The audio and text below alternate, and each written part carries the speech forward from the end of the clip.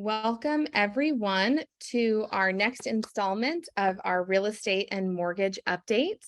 I have the amazing Matt Faulkner here. He is a wonderful local lender with Cross Country Mortgage, and he is who I turn to for all mortgage information. So let's go ahead and get started by talking about kind of a recap of what we talked about last time about changes in the market, what we should expect, what we've seen previously. So Matt, do you kind of want to walk us through the history of this, about the current changes that we're seeing? Sure. Yeah. Thanks for having me, by the way. It's nice to be back, and I love giving information, so this is great. So the last time we talked was a little bit over a month ago. It was in early July, and the Fed, the Fed had just raised interest rates 3/4 of a point. And so that was a big change for the consumer and the buyers, and rates have been spiking since the early part of the year.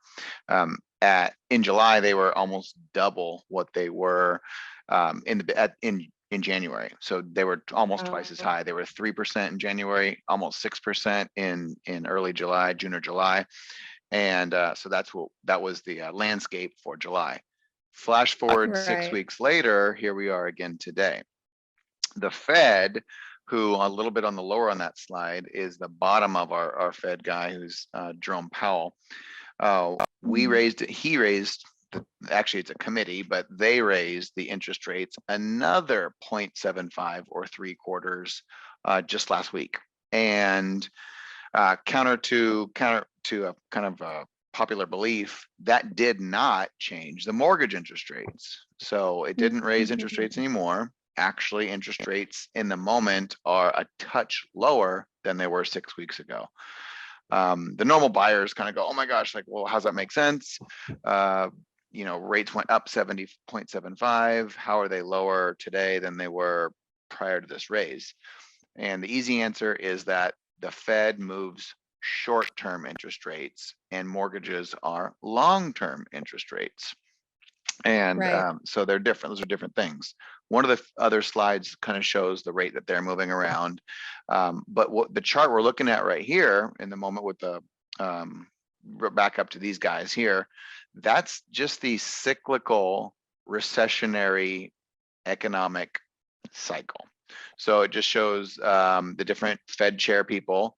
Inflation goes up, then mortgage rates go up. Then the Feds start moving interest rates, the short-term interest rate, that's what we're talking about. The Feds move that number to drop inflation. And so we're into right in the middle of this chart right now. And so interest rates are up, inflation is up. Inflation should drop. That's what it says there in the Jerome Powell category. Inflation should go down. So inflation should go down. And then as soon as that goes down, the rates should go down. They have every other time, like 10 times in a row. So that's what we see is happening. And we're on the cusp of a recession. Some people say yes, some people say no. The president says no, the economists say maybe. It just kind of depends on who you ask on if we're in a recession or not. And so. Right. And so we talked last time about why interest rates are raised and the tool that the Fed uses. And ultimately, it's to help the consumer, right? It's to kind of cap on inflation, which is something that affects every single, citizen every single day, right? So this is supposed to, while it in the interim is going to increase rates, sure, but what it's supposed to do is to kind of make things less expensive. Is that kind of right? Yeah, that's their bullet or their tool, is they try to raise the cost of money to stop people from borrowing so much money. But it raises everything is more expensive. So you go order a burger, and instead of it being $10, it's $15. You fill up your gas. We all know that story. So borrowing money is expensive. Also, the price for everything is expensive. I was talking to a restaurant buddy of mine the other day, and his food costs are up 40%, but he can't just raise 40% in prices. He only can raise it like 20%. Other people just don't come in and buy his food. So he's, raised his prices a little bit, but still taking a loss on how much the goods cost. And it hits everywhere. So It depends on what you're buying, but most everything is more expensive. So the Fed tries to raise the interest rates to slow down the spending and kind of like put some water on the fire, so to speak. And Right. those are the inflation And charts. So so, you can see it goes up and down, and we're hopefully going down soon. right, right. And usually, I mean, we see this as cyclical, right? So when the interest rates go up, does that usually take like a year, 3 years for it typically to come back down? That's a tricky question, because if you see those, and a really good question, by the way, if you see the grayish bars that are vertical, those are recessions, and each one of them has a different width. So Right. some are longer and some are shorter. You know, kind of when I'm looking at the charts, which is all I can really do, they're usually about a year to 2 years long. And again, it's depends on what economist person you really watch, if anyone even watches that stuff. I don't know. I do, because I have to as a professional. But but some people are saying that this is going to be a shallow recession, meaning not that big of a deal, but might be really long. So it might, and other people are I saying see. it's going to be really short, and not like a minor recession, if anything. So I kind of just fall in between, and I think it's going to be a relatively short, I hope. I don't like high prices on stuff, and high interest rates. So I don't know. I don't have the answer for that one, but it's hopefully shorter than longer, let's just say. Right. And so I really like how you say shallow versus deeper, or, longer versus shorter. So by shallow, with that term, you mean kind of less of a stark impact. Like when we think of the recession here just before 2010, we Mhm. remember the economy really being hit, right? Like that was a completely different scenario. And when you say something like shallow, it's maybe perhaps because we're not, economists in here or Yeah, experts, with recessions, but a shallow effect would be less of that kind of stark, big difference in the economy. Is that what you right. mean by that term? Yeah, that's what I mean. So like if you look at the the vertical gray bars on this chart, like the Great Recession in right before 2010, that was a big drop off. That was like the Great Recession, and it just Right. tanked.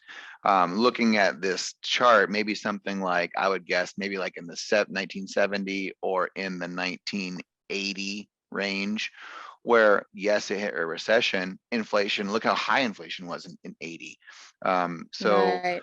I don't know exactly what it's going to be, but it doesn't seem like super impactful. Housing is going to remain strong. Jobs are pretty strong. Unemployment is a factor, which is coming into play. Ooh, this is a great chart. I'm glad you brought this one up. So yeah, why don't you take this one away? And then I think a lot of people are probably curious, with consumers that are coming to you to obtain a mortgage, Mhm. are you seeing their purchasing power change due to any recent changes, or are you seeing any of their concerns shift, or their wants and needs shift with a changing market? Good points there. So, being that rates have been at this level for a while, I think people know what they qualify for now. It was a shocker maybe 3 months ago, 6 months ago, when not everyone knew what was going on. So, educating our buyers that the rate is now 5 instead of 3. I've done that so far, so people know what they're going to getting. And has that changed their qualifications? Absolutely. Has that changed what they're searching for? Yes, because they're looking for less expensive things. This chart, by the way, before I forget, it's kind of an overlay of the last one. The vertical lines in the dark blue, those are the recessions. And so what happens after recessions is the rates go down. So I'm having different advice for clients these days. There's a term that's floating around in our industry that right now people are dating their mortgage. They're marrying the house, but dating the mortgage. Right. And Right. that's, I love that. We heard that like a month ago, and I've been using it quite a bit, because the likelihood of someone refinancing is probably very, very high. They buy a house and the interest rate is 5 or 5.5, whatever they end up locking in today. After the recession, if there is one, then the rates will be lower. And so they're dating the mortgage, and they'll get a different mortgage later. So people are Right, also because of that high probability, people are really looking into adjustable rate mortgages versus a fixed mortgage. I'm very, very right, conservative in mortgages for clients, for everybody. The last thing I want is someone to like be exposed to losing their house. But right, people, the consumers are asking a lot of these questions. Like, if you think the rates are going to go down, then why am I locked in for 30 years? Why don't I lock in for 7 or 10? And those interest rates are a lot lower. Like those are in the low fours. So people are right. looking at that as a short-term dating the mortgage, getting into a long-term fixed product post-recession. So we're seeing a lot of that too. Right, right. And I remember, so I purchased my first home in this recession before 2010. And I remember when we were purchasing at the time, rock bottom 5% interest rates. We're never going to see these rates Yeah, again. And so I think people got really used to these really incredibly low interest rates. Like, you've been in the industry for a fair amount of time at this point. When you look at this graph, you can see interest rates historically were much higher than they even are now, even though people are getting a little bit concerned because they're hearing in the media that interest rates are rising. When you look at yeah. it, relatively speaking, these are still pretty amazing rates. Right. Yeah. And so perception is reality. People, because we were so close to 3, just it feels like, this year or last year or whatever, it's so close. That's all you can look at and go, oh my gosh, it used to be right here. And now it's doubled. So it's spiked pretty quickly, which is kind of throwing people off. Right. But if you just look at this whole chart, like we're still near the bottom. And, if you look anywhere from 2000 and anywhere in the 2000 forward, we're still lower than that. And, that's 20 Right. years. So that, and we always want to make the best decisions that we can with the information given at any certain time. And so things change. We don't know, like when we helped you buy your house, we didn't know rates were going to drop. All we heard was they're really low and they probably won't go lower.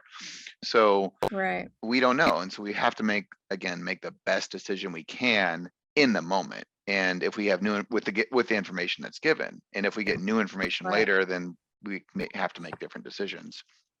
But look at these interest rates. And there's another chart in here somewhere that shows the graph of interest rates. This is a very similar one. So today they're in the low 5s. And sometimes I want people to go ask like their parents or talk to people that bought houses through the 70s and the 80s, and just to ask. And rates were double digits for a long time. And that seems crazy to Right. us, but they're half of that right now. Still not Right. 3 though. And so, yeah, I know that stings a little bit, but Right. when you think about that too, recently these rates you were borrowing money for a very cheap amount. Money was Hmm. not costing you a lot of money. And so that was also helping sustain very, very, very high prices. We were Hmm. seeing appreciation in really unsustainable amounts, 20% month over month. And so, a lot of buyers were concerned with a rise in interest rates, but here's the thing, it's meant to help us. It's meant to kind of curb that grossly over appreciation amount, which was just inflated. That's what inflation translates to, right? It was an Exactly. inflated amount. So, there's a trade-off there, slightly higher interest rates to help curb that really high price. What slide are we looking at here? What information is on this one? That's just a interest rate chart of over the last 30 years that I grabbed Right. for this meeting, and just showing the overall level. But also this one accentuates at the very right hand side how steeply they have gone up just in the last 6 months to a year. They're Yeah. twice what they were. They're down at the very, very bottom, and they've jumped up. So check one of the next slides though. It shows, I don't know which one is next. There we go. Prime rate. Okay, so this is important. So one of the changes we're seeing recently is people don't want to refinance when they have rates that are in the 2s or the 3s.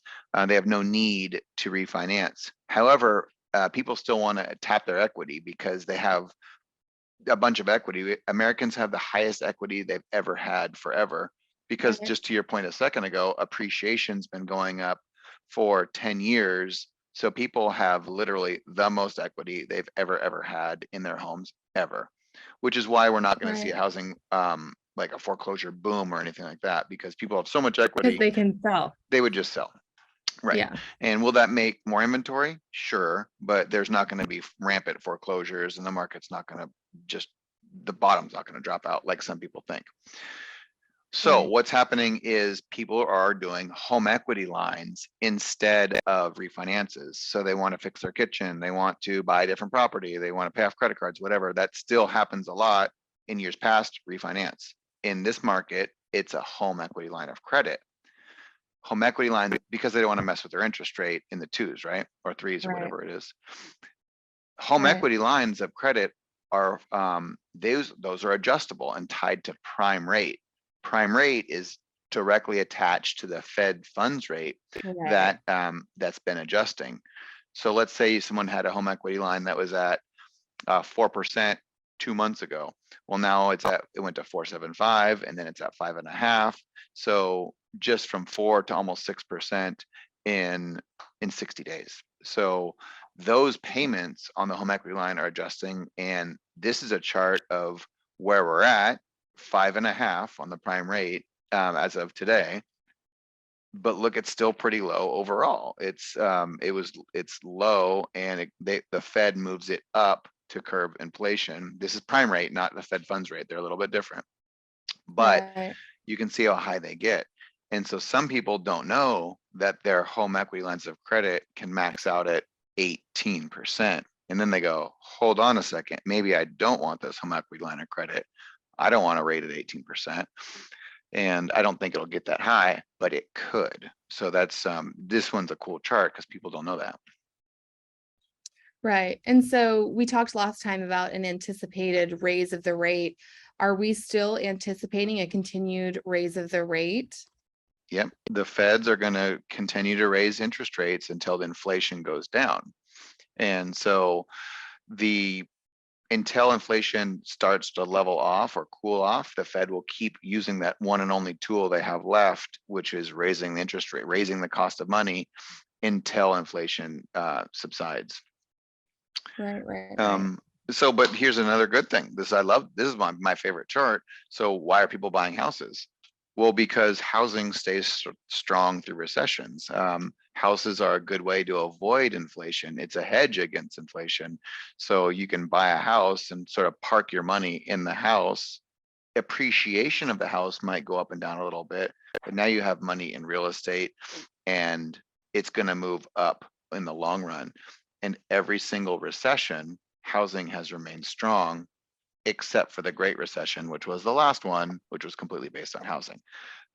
Exactly, because that was the problem. That was That was the issue, a lot of moving factors. Yeah, bad loans and fake, people making up their income and stuff like that. Bad loans, basically. But people signing up for them, and I'll take that loan because I want to make some money. And then when it didn't work out for them, it was the bank. The bank made me do that one. Oh, you didn't want to buy the house? Okay, no. But that's a whole nother Right. conversation.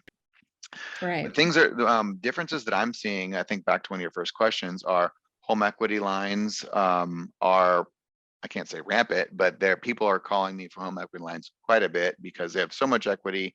And also people think values are maybe going to drop a little bit. So some people want to tap into their equity when it's at its highest position.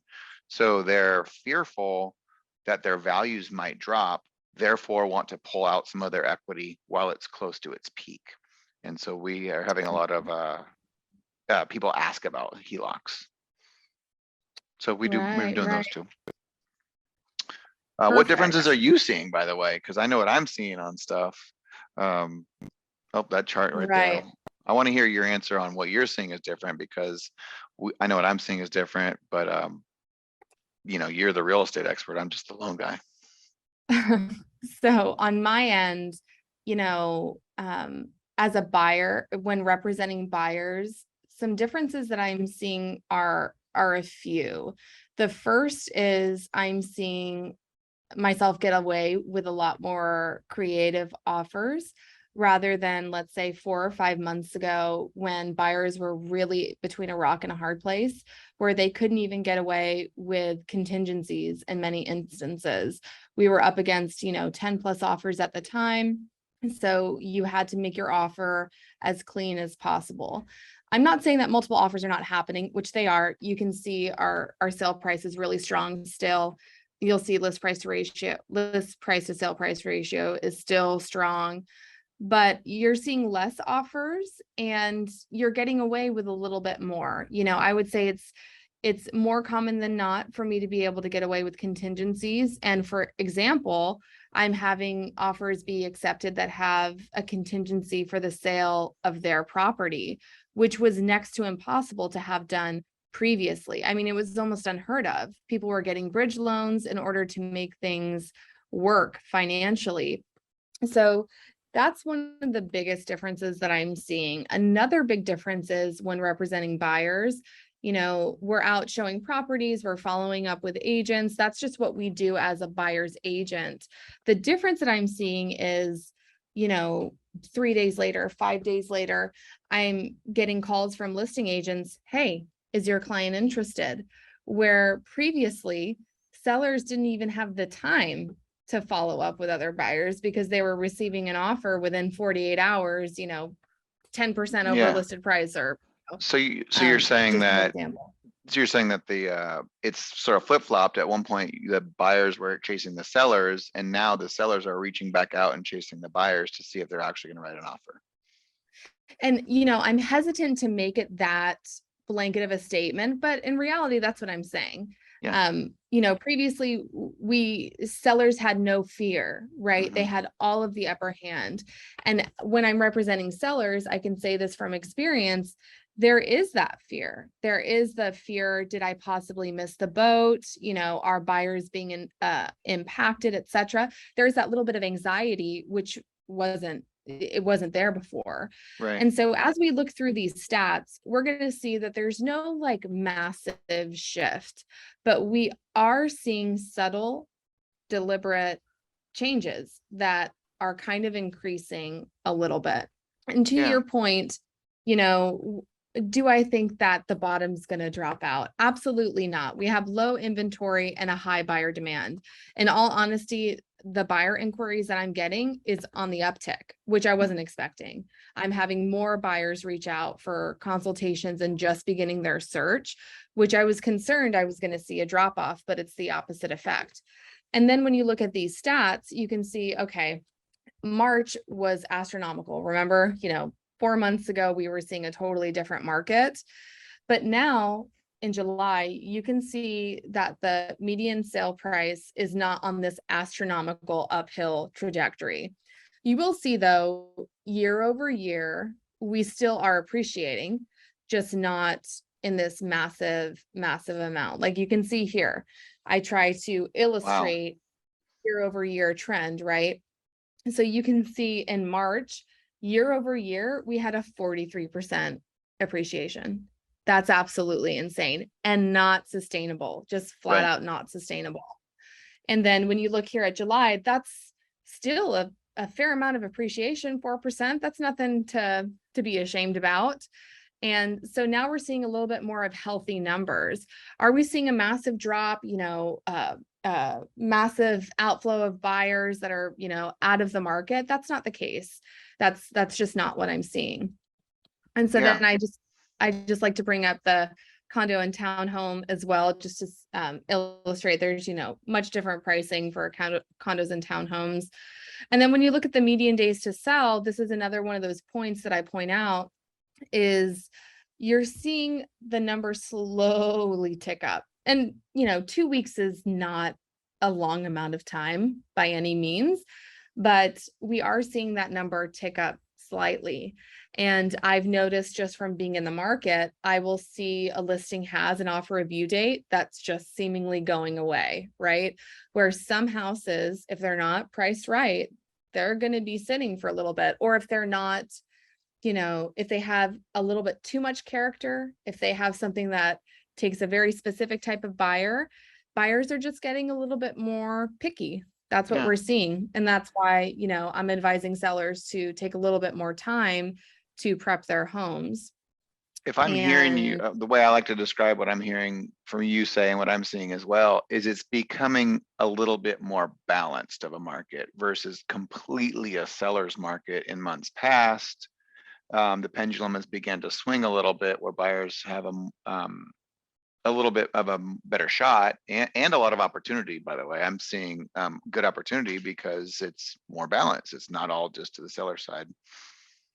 right. So I would say, short answer, yeah, I would say it's not, in all instances, it's not 100% a seller. I mean, the previously 4 to 5 months ago, buyers just didn't have a chance. They were just writing a blank offer and saying, what do you want? Mm-hmm. But at this point, we're still seeing multiple offers. We're still seeing high competition, but Yep. not in every case, right? The buyers are being a little bit more hesitant. I had a client that was very, very interested in a house. It was exactly what they were looking for, but there were two factors which were making them hesitate.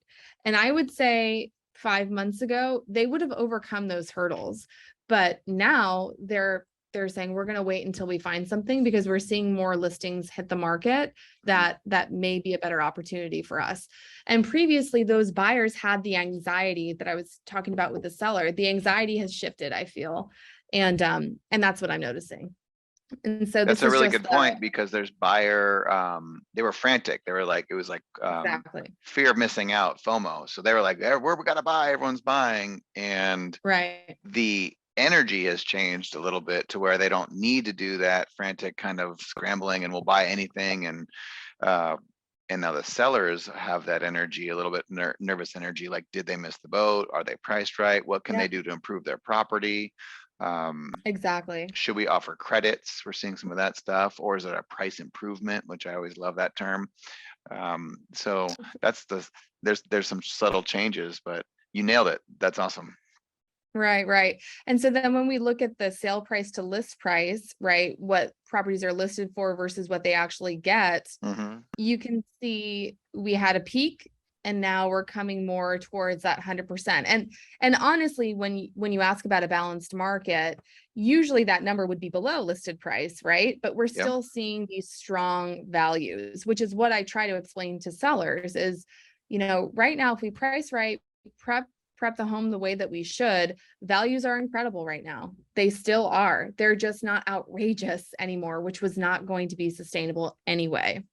I love that slide. And then, If you want to go back to that real quick, I think that yeah, the list to sales price, I think we may have talked about this before, that was one of the indicators I was looking at, is selling for 10% over. So that's right. March and April, or almost May, instead of a home listed for $1 million and they expect to get 1.1, they're still getting now $1 million, a little bit over $1 million. And it doesn't mean the Right. house is going down in value. It's just not being overpaid for.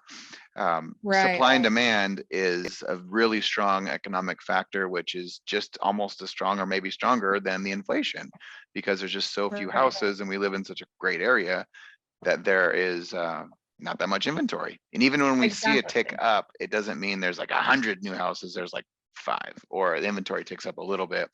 But I absolutely love that chart, because that is one of the metrics that I was seeing, is what's it actually selling for.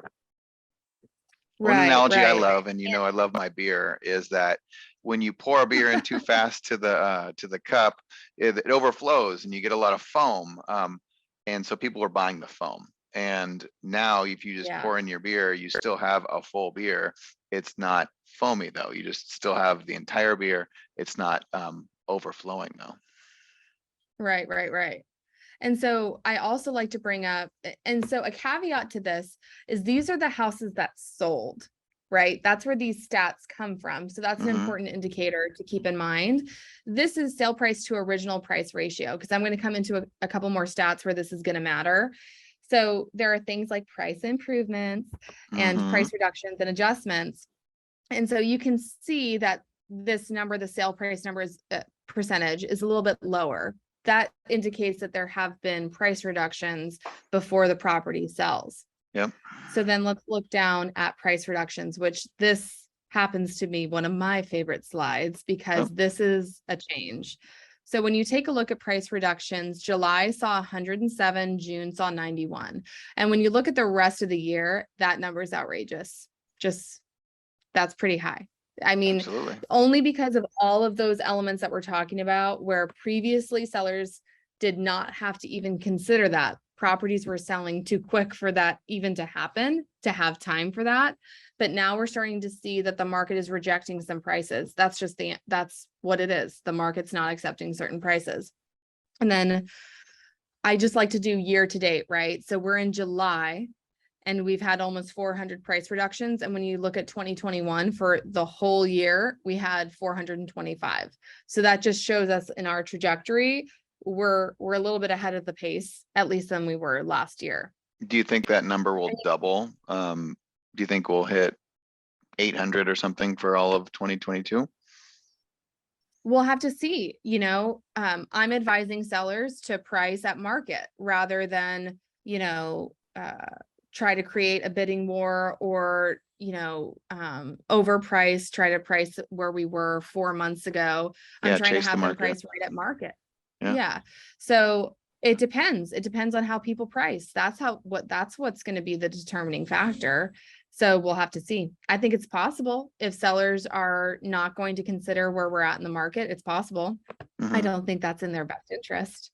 And then when you come to the expired, canceled, and withdrawn, so this means market rejected or they pulled it from the market for any particular reason. And I have a graph here that just kind of makes it visual for you. You can Mhm. see since April, we're on slightly an uphill tick. In June, traditionally, we do have an increase in inventory simply because not as many buyers are looking, they're on vacation, their kids are out of school, June gloom, but still these are fair numbers here. Yeah. And then months of inventory, when you look at July 2.5, that's still very low. Like I said, we have a huge increase in huge buyer pool and not a lot of houses for sale. And that's just going to come with the territory. Santa Cruz County, everybody wants to live here. Redwoods Beach, everything. We've got Mhm. it. So, but I just like to point out, a neutral market is more like 5 months of inventory. So we're still, we still have very low inventory. Right. And then this is just, year over year to give you a rough indication of overall stats for the whole year. So, July stats year over year. So this is July stats from 2020, 2021, and 2022. You can see there's a huge appreciation from 2020 and a slight appreciation from 2021, and just gives you an indication of all the elements we've been talking about. There's subtle shifts going on, but there's no bottom dropping out. And I think it's important for us to keep an eye on these statistics as we move forward, simply because they may change. Could I interject So, something back on that last slide? yeah, Because that's please. a good one. Mhm. So when people are thinking there might be foreclosures and stuff, this is a really good slide. Say someone bought their house in 2020, the average down payment is 10%. So if they bought that house for 980 2 years ago, their loan would be $100,000 lower than that, 880, and then they've been also paying it down because loans are paid Yeah, down through amortization. So their loan is probably like 850. So what would cause the house to drop from 1.25 currently down to 850, where this person's going to have to fire sale their house? Plus, we've right. proved with paperwork of their income, assets, and everything that they can afford that payment. So even if the Right. values drop, they still have an affordable payment. It's not like they're going to just, oh, we're just going to stop paying on the house. That's Right. just pretty much not going to happen. And that, so your slide there is really telling of that. And that's just for 2 years. So imagine if they bought in Yeah. 19, 18, 17, and whatever else, people have owned their homes for 50 years, tons of equity. Right. Exactly. And that's something I try to bring up to clients as well. They're like, Zillow has this pre-foreclosure Yeah. available. Is that going to be available? And I'm like, okay, so let's look at this property on West Cliff Drive that they bought in 1975. I think that they could probably sell and get lots and lots of money for it. So I don't think that you should, put all your cards in that basket. Yeah. So, and then I also like to bring up Santa Clara County because sometimes they're an indicator of where we're going to be like 6 months down the line. Yep. So I just like to, keep an eye. Again, their market is still strong. It's not as gung-ho as it was in March or May, but it's still, a strong market. Let's keep an eye on that And chart, by the way, for our next meeting, because what happens here is the labor market. So if there is any sort of recessionary thing that goes into the unemployment, then if the employers, the Apples, the Googles, Facebook, everything that is in Silicon Valley, when that starts to settle or slow down, then the housing will follow suit. And we do definitely trail their market. So that will be an interesting one to keep an eye on for sure. Right. And so this is just an overall market sale tracker here. So I just take a look at new listings, what goes into contract and what actually sold, just as a general indicator, just year over year. Again, something that we can look at a little bit closer towards the end of the year. Right now, no stark indicators that I'm seeing in this particular chart. And then I just like to bring up, you mentioned this in your slide as well. The overall trend here is an upward trajectory. 2021, you see this huge spike. And just the overall trajectory of home values, specifically here in Santa Cruz County, has always been on an, upward trajectory. Right. Look at the 2007 to 2008 and 9. That was the Great Recession based on housing. And that's like one of the only times where housing has really regressed. And exactly. And even then, though, people don't know this. If you look at 2007, if that person had just held onto their property instead of letting it foreclose, 10 years later, so 2017, they're up. And then if they had held it until now, they're way up. People just decided they didn't want to keep their houses, though, because of that big dip. Again, all based on bad loans. And no one has bad loans now, nobody. Exactly. One of the biggest complaints that I have representing buyers is, Kaelin, we have to submit so much paperwork. Like, do we have to give a blood sample? And I bring this up. I bring up, these protections are in place to ensure that you can actually afford this home. Even with high prices, these people who are in place can afford the houses without a doubt. Absolutely. I have a comment about that too, by the way. The way I like to explain it to clients is banks just want to make sure that they're going to get paid back. So when you're borrowing hundreds of thousands of dollars or $1 million, I sometimes think it's a little funny that people think they need a lot of paperwork. Like, I have to give all my paperwork. Like, well, we're giving you $1 million. And so I joke about that, but also banks want 3 things. Want to check your credit, want to make sure you have the money, want to make sure you earn the money. And those are the 3 things we need. It's sometimes not explained properly by different lenders, but when it's clear, the paperwork is pretty minimal. When it's clearly expressed to the person, like once. It's the back and forth when that does get annoying. And it gets annoying for the lenders too, to be honest. Like, we ask for a bank statement. Well, here's a picture from my phone. We need the bank statement. Well, here's page 1. Well, we need the bank statement. Well, why do you need the bank statement? And so now it's on the 4th time. Oh, the lender needs so much stuff. I'm like, it's still the same thing we asked for 4 times, but it's got to be clear and, explain right. Because we all want to give the easy thing, the snapshot of our phones or whatever, but we also want to borrow $1 million. Right.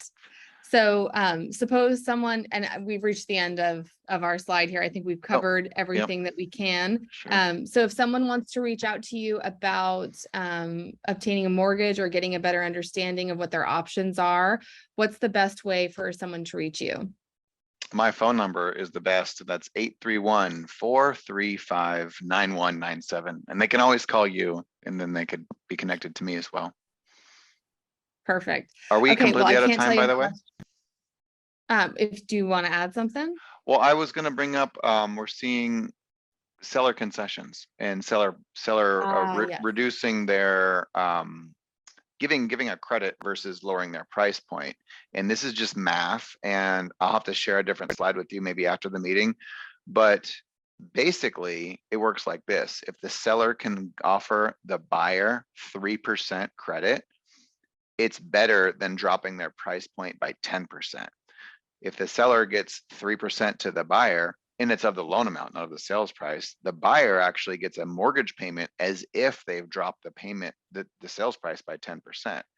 So it's a trade-off of actually 3% instead of 10. So it's a better by 7% for the seller, and the buyer actually gets a better interest rate forever, and it's a total win-win, and it really helps both parties. So I love that, and we're seeing some of that for the agent people, real estate agents that we work with. Interesting. And so if, a negotiation isn't coming together, a buyer wants a lower price, but the seller isn't willing to accommodate, this is something that you recommend where everybody comes out on top. Everyone comes out on top. Yeah. That's why you're the best. You think of these things. Well, thank you. And think of it like just, I always say $1 million price point, instead of dropping it to 910,000. So that's going to cost the seller 90 grand in theory. And that's what the borrower wants to pay. And the borrower has 20% down. So they're getting an $800,000 loan, and I'm sorry, my phones are ringing. It's like a better of $50,000 or $60,000 to the buyer. I'm sorry, to the seller. It's way better. And then the interest rate's way lower for the buyer. So I'll show you more later, but it's seriously a very, very timely and good trick for any sellers that are considering a price reduction. Excellent. Excellent. So we'll definitely be reaching out to you about more information on that. So can't thank you enough again. And I'm looking forward to the next update, which I'm sure will be relatively soon.